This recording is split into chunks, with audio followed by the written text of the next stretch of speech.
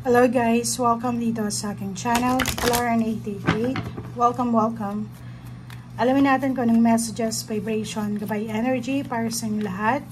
Ito ay para sa lahat ng Capricorn. Capricorn, weekly tarot reading mo to. So, tingnan natin kung anong messages or energy na resonated sa iyo sa linggong ito. From November 4 hanggang 10, 2024. Okay, so meron kang unang cards dito, dalawa. Ito ay recovery. So, nakikita natin na this week, for example, if for almost 37, kasi siya, it's almost 10 na siya, completion na siya.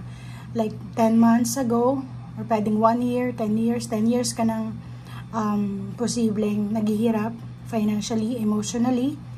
And this week ay may pwedeng posibilidad or oportunidad ka na mabago yung sitwasyon, or ibig sabihin mag-transform yung buhay mo from parang rags to riches siya na situation.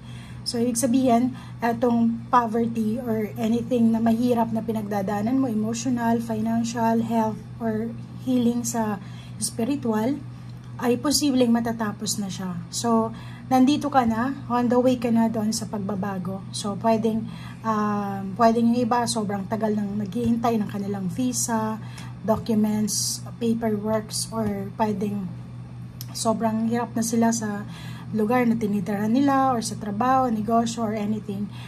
Dito sa second card na to, sinasabi na this week is posibleng maghahanda ka sa either relocation, travel, new source ng income, new source ng happiness, like emotional happiness, or recovery from poverty, or from pain and heartaches, or anything na hindi maganda. Okay? So, yan ang posibleng mangyari sa iyo this week.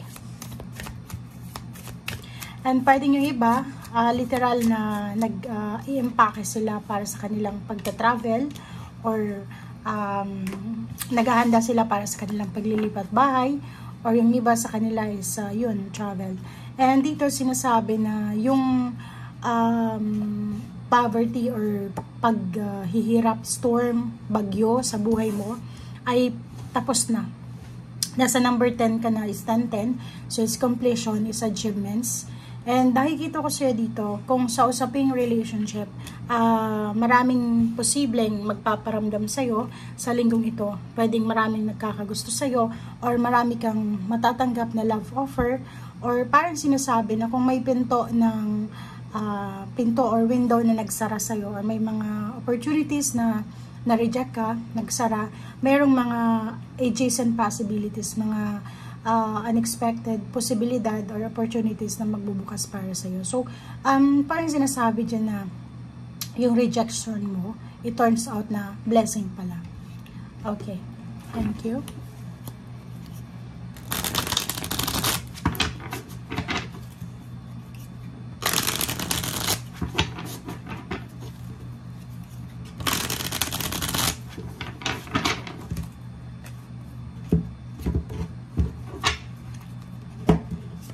Okay, Ace of Cups. So, yun. Sa linggong ito is para kang mabubunutan ng tinik sa yung lalamunan, sa yung katawan. Parang yung mga responsibilities, duties, or anything na mabigat. Mga rason kung bakit nalulungkot ka, mga rason kung bakit na hihirapan ka, umiiyak ka, or anything, ay posibleng mariresolve na siya. Okay?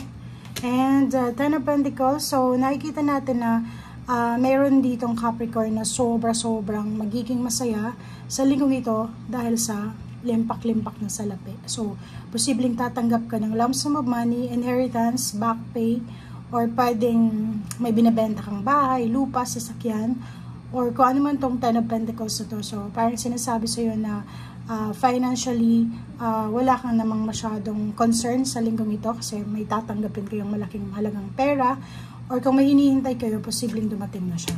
Okay? So, yun, diba? So, pero, may hinihintay kayo.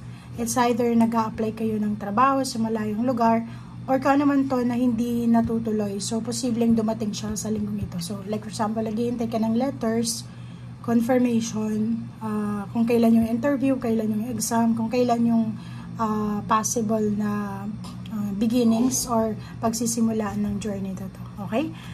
For Pentacles, sinasabi na kailangan mong magtipid, kailangan mong i-secure yung iyong financial. So, as much as possible, bantayan mo yung management mo ng pera sa linggong ito, yung palabas at papasok na pera.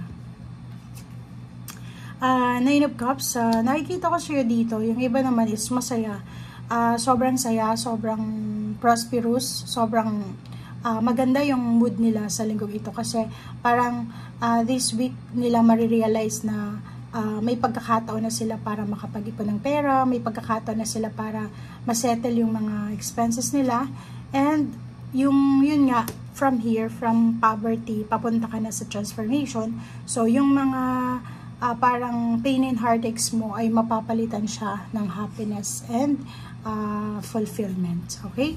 And sa health naman, sobra kang secured sa health. Wala namang masyadong issue sa health. Sobrang positive, sobrang strong ka sa health mo, and sa relationship ganun din.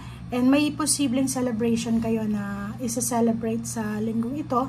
So kung makikita mo dito yung Three of Cups, it's a celebration, collaboration, masaya itong linggong ito para sa'yo. And yung Five of Pentacles mo, yung mga sitwasyon na pinanggalingan nyo or yung kasalukuyan, like for example, kawalan ng pera, may mga sakit sa katawan, mariresolve na yan. So, pwedeng yun yung isa na isa-celebrate mo this week is yung na-resolve na yung issues tungkol sa pera or sa health. Okay? So, yun. Magtiwala ka lang sa sarili mo, sa Panginoon, and lahat ng mga bagay na yan na kinakatakutan mo ay hindi yan mangyayari. Kasi parang sinasabi dito na mayroong Capricorn na natatakot sila kasi baka hindi nila alam kung saan sila patungo, or natatakot sila kasi hindi nila alam kung ano ba ang gagawin nila ganito. Okay? So, dito, sinasabi sa'yo na huwag kang matakot kasi ang future mo is nagsasabi na maraming financial prosperity na parating sa future mo. Okay? And then, Eight of Pentacles, sinasabi ng barahan na kailangan mong mag-focus sa ginagawa mo. It's either work yan, it's either business. Kasi may mga Capricorn dito na ayaw na nilang mangyari yung financial burden nila, yung financial constraints sa buhay nila for the past years. So, parang natatakot sila. So as much as possible, doon ka lang sa positive side. So, kung natatakot kang mawalan ng trabaho, mag-focus ka sa ginagawa mo. Focus ka sa detalye para hindi ka mawalan ng trabaho. And next is, kung gusto mong makaipon ng pera para hindi ka naman problema, yun, kailangan mong bantayan yung expenses mo, yung management mo. Okay? So, iwasan mo lang, Capricorn. Ito is your energy, yung temptation.